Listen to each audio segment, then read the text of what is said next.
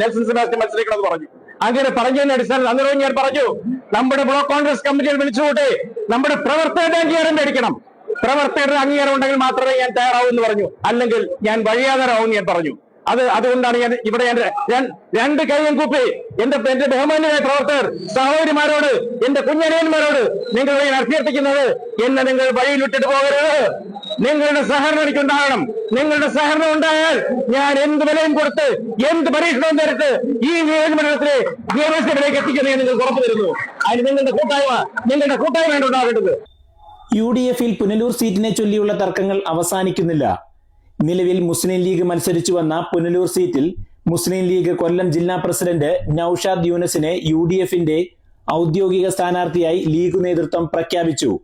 ഇതിനു പിന്നാലെയാണ് പുനലൂരിലെ പ്രാദേശിക നേതൃത്വം വ്യാഴാഴ്ച വൈകിട്ട് 4 മണിയോടെ യോഗം ചേരുകയും ബദൽ സ്ഥാനാർത്ഥിയെ പ്രഖ്യാപിക്കുകയും ചെയ്തത്.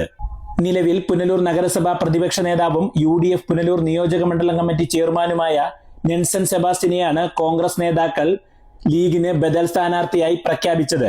പുനലൂരിലെ ജനങ്ങൾ അല്ലെങ്കിൽ ലീഗിന് വോട്ട് ചെയ്ത് പരിചയമില്ല. ഇവിടെ രാഷ്ട്രീയമായി ബലാബലമുള്ള ഒരു മണ്ഡലമാണ് പുനലൂരിൽ. CPM-ഉം CPI-യും ഒറ്റയ്ക്കാണ് കോൺഗ്രസ് ഇവിടെ എതിർക്കുന്നത്. അതുകൊണ്ട് കോൺഗ്രസിന് ഇവിടെ സ്ഥാനാർത്ഥിയെ വേണമെന്നുള്ളത് ഞങ്ങളുടെ ആവശ്യമാണ്.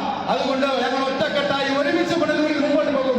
നെൽസൺ സെബാസ്റ്റ്യനെ മുൻനിർത്തി ഇവിടുത്തെ കോൺഗ്രസിന്റെ ആത്മാഭിമാനം ഉയർത്തിപ്പിടിക്കുമെന്ന് മാത്രം പറഞ്ഞുകൊണ്ട് താല്പര്യം പ്രകടിപ്പിച്ചു.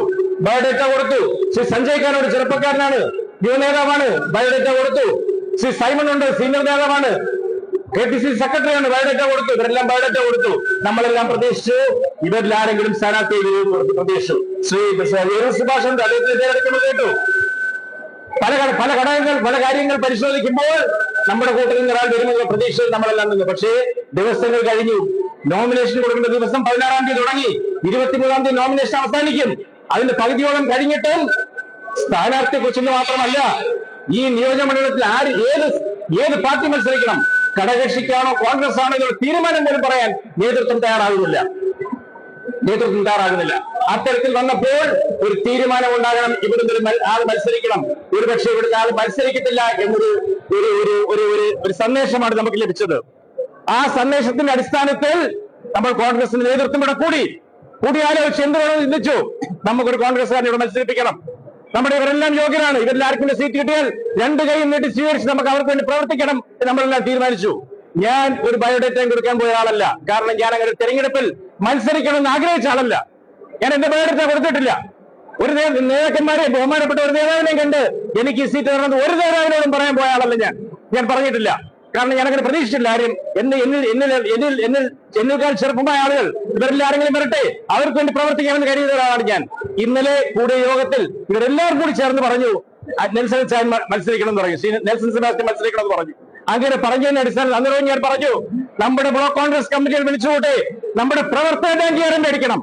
പ്രവർത്തകരുടെ അംഗീകാരം ഉണ്ടെങ്കിൽ മാത്രമേ ഞാൻ തയ്യാറാവൂ എന്ന് പറഞ്ഞു, അല്ലെങ്കിൽ ഞാൻ വഴിയാതരാവും ഞാൻ പറഞ്ഞു. അതുകൊണ്ടാണ് ഞാൻ രണ്ട് കൈയും കൂപ്പി എന്റെ ബഹുമാന്യരായ പ്രവർത്തകർ സഹോദരിമാരോട്, എന്റെ കുഞ്ഞനിയന്മാരോട് നിങ്ങളെ അഭ്യർത്ഥിക്കുന്നത്, എന്നെ നിങ്ങൾ വഴിയിൽ വിട്ടിട്ട് പോകരുത്. നിങ്ങളുടെ സഹകരണം എനിക്കുണ്ടാകണം. നിങ്ങളുടെ സഹകരണം ഉണ്ടായാൽ ഞാൻ എന്ത് വിലയും കൊടുത്ത് എന്ത് പരീക്ഷണവും തരത്ത് ഈ നിയോജകമണ്ഡലത്തിലെ നിയമസഭയിലേക്ക് എത്തിക്കുന്നത് നിങ്ങൾ ഉറപ്പു തരുന്നു. അതിന് നിങ്ങളുടെ കൂട്ടായ്മയാണ് ഉണ്ടാകേണ്ടത്. നമുക്ക് ഒരുമിച്ച് പ്രവർത്തിക്കണം. ഇനി നമ്മളെ ആരും തിരസ്കരിക്കരുത്. നമ്മളെ തിരസ്കരിക്കാൻ ആരും തയ്യാറാകരുത്.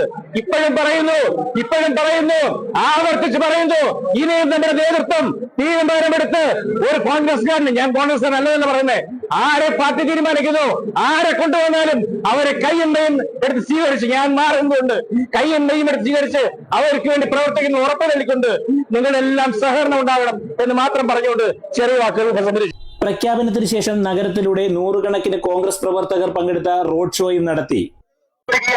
കാലം നമുക്കായി കരുതി വെച്ച കോൺഗ്രസിന്റെ പ്രിയങ്കരനായ സാരഥി ശ്രീ നെൽസൺ സെബാസ്റ്റ്യൻ ഇതാ തന്റെ പ്രിയപ്പെട്ട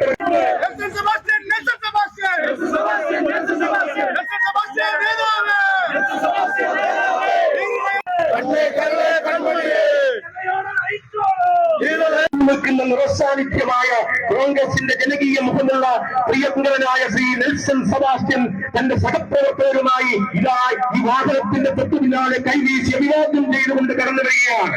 കാലം നമുക്കായി കരുതിവെച്ച ജനപ്രിയൻ വാക്കുകൾ കൊണ്ടും പ്രവൃത്തി കൊണ്ടും കർമ്മപഥങ്ങളിൽ നിറഞ്ഞു നിൽക്കുന്ന നിറസാന്നിധ്യമായ ശ്രീ നെൽസൺ സെബാസ്റ്റ്യൻ, കോൺഗ്രസിന്റെ പ്രിയങ്കരനായ ജനകീയ സാരഥി, വാക്കുകൾ കൊണ്ടും പ്രവൃത്തി കൊണ്ടും കർമ്മപഥങ്ങളിൽ നിറഞ്ഞു നിൽക്കുന്ന നിറസാന്നിധ്യമായ ശ്രീ നെൽസൺ സെബാസ്റ്റ്യൻ ഇതാ ഈ വാഹനത്തിന്റെ തൊട്ടുപിന്നാലെ തന്റെ പ്രിയപ്പെട്ടവരെ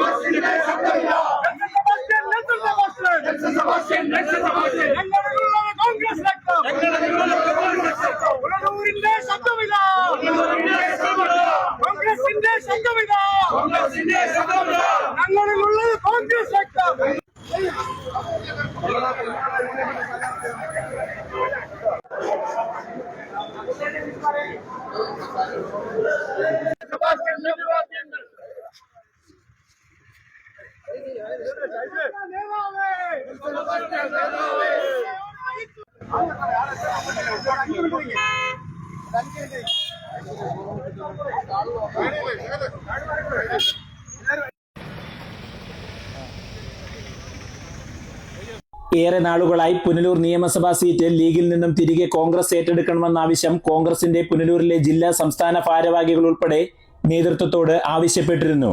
കഴിഞ്ഞ തിരഞ്ഞെടുപ്പിന് ശേഷം കോൺഗ്രസിന്റെ തന്നെ മുതിർന്ന നേതാക്കളിൽ നിന്നും അനുകൂലമായ തീരുമാനമായിരുന്നു ഇക്കാര്യങ്ങളിൽ ഉണ്ടായിരുന്നത്. ഈ പ്രതീക്ഷയിലായിരുന്നു പുനലൂരിലെ കോൺഗ്രസ് നേതൃത്വവും. എന്നാൽ സീറ്റ് വിഭജന ചർച്ചകളും സ്ഥാനാർത്ഥി നിർണയവും കഴിഞ്ഞപ്പോൾ മത്സരരംഗത്തെത്തിയത് ലീഗായിരുന്നു. ഇതോടെയാണ് കോൺഗ്രസിന്റെ അഞ്ചൽ പുനലൂർ ബ്ലോക്ക് കമ്മിറ്റി അംഗങ്ങൾ യോഗം ചേർന്ന് സ്വന്തം നിലയ്ക്ക് സ്ഥാനാർത്ഥിയെ നിശ്ചയിച്ചത്. എന്നാൽ വരും ദിവസങ്ങളിൽ ഏതെങ്കിലും തരത്തിലുള്ള ചർച്ചകൾ നടക്കുകയോ ലീഗിൽ നിന്നും കോൺഗ്രസ് പുനലൂർ സീറ്റ് തിരിച്ചെടുത്ത് കോൺഗ്രസ് സ്ഥാനാർത്ഥിയായി ആര് മത്സരരംഗത്ത് വന്നാലും താൻ പിന്മാറുമെന്ന് നെൽസൺ സെബാസ്റ്റ്യൻ പറഞ്ഞു. Fox TV news bureau, Punalur.